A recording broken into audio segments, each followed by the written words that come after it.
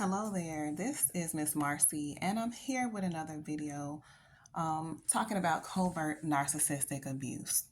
And quick backstory on me, I was married to a covert narcissist for 9 years and with the covert narcissist for 15 years.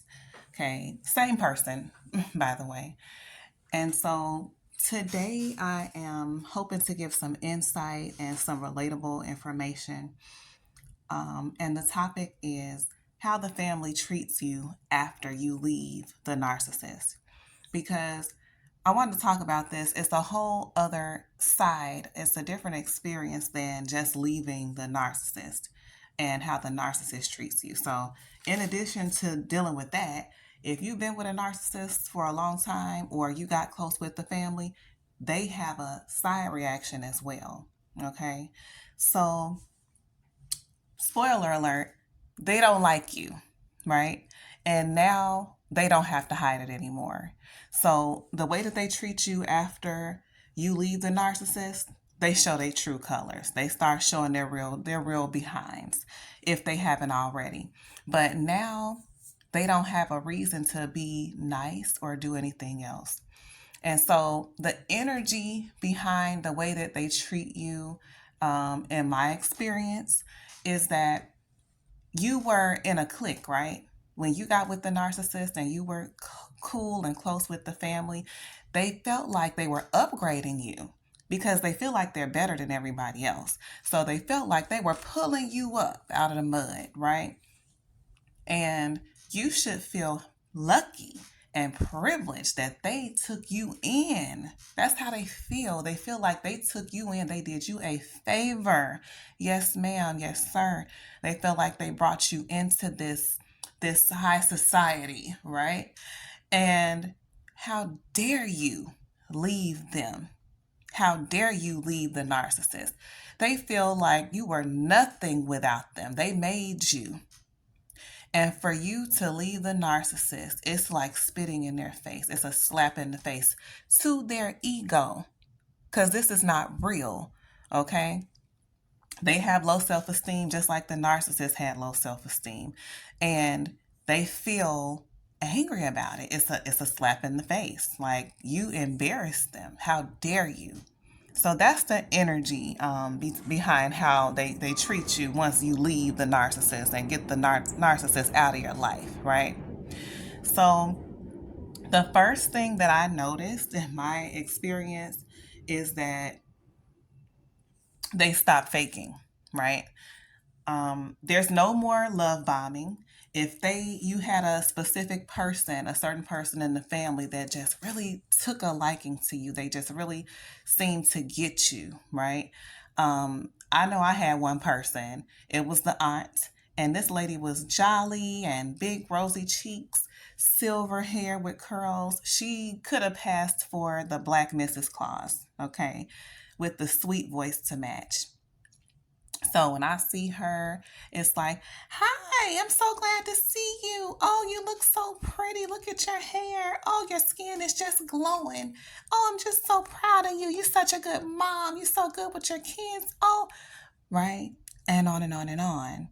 And although it was over the top, it did feel good. And I didn't disagree with what she was saying about me, but it did feel like, okay, that's a lot. You putting it on kind of thick, right? But over the years, I did share information with this person before I learned that that's the exact thing that you don't want to do. Like they're not on your team. Even though they might have signs that say, Team you, I'm Team you. They're not. Behind the scenes, they're not. So I had expectations for that one person. Not very high, but I was just like, maybe she will check on me. Maybe she will send a text. Didn't happen. It didn't happen because she never really liked me. Okay. She was just doing her job for the family. Okay. It was all an act. But, so there's no more fake love bombing. There's no more pretending that they love you, that they like your dressing on the holidays, that you just are the best cook and, everything about you. They don't have to pretend anymore. And they kind of treat you like a stranger. Okay. Um, And I experienced this when I went to one of my kids' events, and my mother-in-law, ex-mother-in-law, was there. And we sat the whole time two spaces, two seats away from each other. And there were people between us, about two people. This lady did not look at me. It wasn't even like she was ignoring me. It was just like she didn't know me. No different than when you go to the movies and you have another couple sitting beside you. Maybe you're there with someone and you just say, "Excuse me, I'm trying to get by." No attitude, no nothing. It's just, I don't know you. I'm just being polite, just being courteous. That was the energy that she gave me after being around this woman, having been in, I actually live with this person, okay? And early on in the relationship. And she treated me like I was just a fly on the wall, just like I was just nobody. She didn't know me because they have no more reason to pretend like they like you. They don't have to cater to you. There wasn't even any negative energy, but of course, that's negative. If it's somebody that you've known for years and now they're acting like they don't know you, obviously that's negative energy, right? But there's no attitude. There's an emptiness there. Okay, they resent you. They're angry and they resent you. So the next thing that I noticed was that they pretend not to know about the breakup. And therefore, they act like the relationship or the marriage never existed. Okay. They act like you were never in their lives. You were not with the narcissist. And the easiest way for them to do this is to ignore the whole relationship and just pretend like, I didn't even know you guys broke up, right? So they just go around acting like they didn't know about the breakup. And this creates more drama. So if you have to come out and speak on, hey, actually, we're not together anymore, that forms a whole situation where it's like, oh, I didn't know. And now they act like they're mad at you for exposing that you have left the narcissist. And I know that sounds confusing because what it is that the narcissist has told the family that y'all aren't together. They've already lied on you. They've been lying. And so now that they have said we're no longer together, the family plays into the game. So then if you have to tell them, because they're carrying on like you guys are still together, certain family members will do this. And then you have to point out to them, hey, can you stop texting me or about family things or this and that? We're no longer together. Then they carry that bone back and then they all act like you're telling the narcissist business. Okay. So they ignore it, but at the same time, they are playing into it. Okay. Number 3, they retaliate. Okay. They choose a side. Of course, it's the narcissist side. And they're going to let you know that they've picked a side. And they do this by finding an excuse to gang up on you. Even now that they know that the relationship has ended, they got to find a way to let you know that we don't like you and we never did. And they want you to know it because they have no reason to hide it anymore because you've left them. So this might look like that nice character in the family that you thought was your friend. They might just go ghost on you. They just go silent on you. That family member that's really outspoken and, loud, likes to joke, likes to have fun. Just as outspoken as they were when they were playing and joking, they become outspokenly mean and rude. Okay, so they become aggressive towards you and they start to lead the whole clan against you.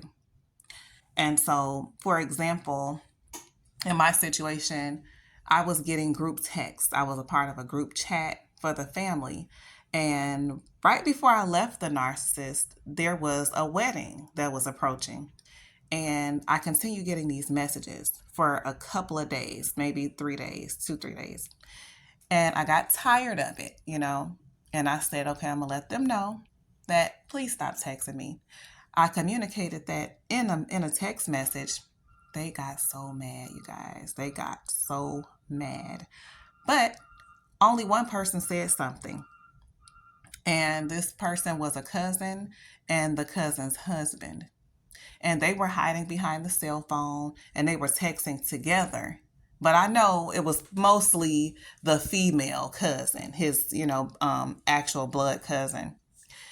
And they were saying, she and her husband, that I was wrong for putting it in the group chat that I was no longer with the narcissist and that could have been handled via phone call. But yet here they are texting me. Why didn't they call me? Backwards, right? And they got real mean and nasty. The back and forth got real nasty. And there was mention of stress and stress kills and, oh, I hope you're doing okay. And I hope that you're not stressing because stress kills and stress this and that. They were wishing that I was stressed. They put, that's evil to try to say that basically we hope that this happens to you or we want you to feel this way. And I was actually not stressed. But they took that as an opportunity. They created an excuse to all gang up on me in this family chat. Okay? And the rest of them, they sat there and they used these people as the mouthpiece. The rest of the family sat there in the group chat watching this back and forth. And they're eating their popcorn, honey. They're eating their popcorn. They got their peanuts. And not one person stepped forward in the group chat. And there's like 15 people in the group chat. No one stepped forward and said, hey, leave this lady alone. She's going through enough with this divorce. Just take her off the group chat like she asked. No. They use this as an opportunity to show we don't like you. We never have. Okay, we're sending hateful energy your way. Okay. And I had to pray about that because it was toxic energy just from going back and forth with them over a text message, you guys. A text that I shouldn't have even been a part of. So that's what I mean by they will let you know that they have chosen a side and they will let you know that they are mad with you. And they don't wish you well. They don't care about what you're going through with your divorce. They don't care that it's the narcissist's fault. So if you are having the expectation that, well, these people know that the narcissist is terrible. These people know that I didn't do anything to ruin my relationship. They know that you were being abused because they don't like the narcissist either. But they have to band together and put on a united front. Okay, pun intended. They put on a united front. They are fronting like they are all that, like they're in this great family, and everything they do is fake. Okay, so if you're thinking that somebody's gonna have your back, they're not gonna have your back. If they have your back, it's gonna be a secret, which is really not having your back at all, because they have to let the clan leader, they have to let the matriarch know, and the narcissist know, I'm still team family, right? And if they do try to be your friend, it's fake. They just want to find out what you're up to so they can carry that information back to the family. Okay? So I hope that someone was able to identify with the information that I have shared. And just know, like, they're going to stop faking. Nobody is going to have compassion or empathy or understanding for you from that family and it be genuine. Okay, so I will be back with another video, and thank you so much for listening. And also want to add, they will ice you out. They will ice you out. When you see these people, if you share children with the narcissist, and you have to see these people at certain events because you guys share children, that family is going to ice you out. They can be sitting right next to you and make you feel like you are in a row all by yourself. So I say, keep a distance. Don't give them that energy because they know what they're doing. If you got to be there, put some distance between you and them. Bring some of your family members with you so you have some support. Okay? If you don't have any family, become friends with your kids' the parents of your kids' friends, you know. Find a group to sit with because they want to make you feel alone. They want to make you feel as bad as possible, even though you're already going through a tough time. They want to kick you when you're down. All right. So thank you so much for listening, and I will catch you on the next video. Take care out there.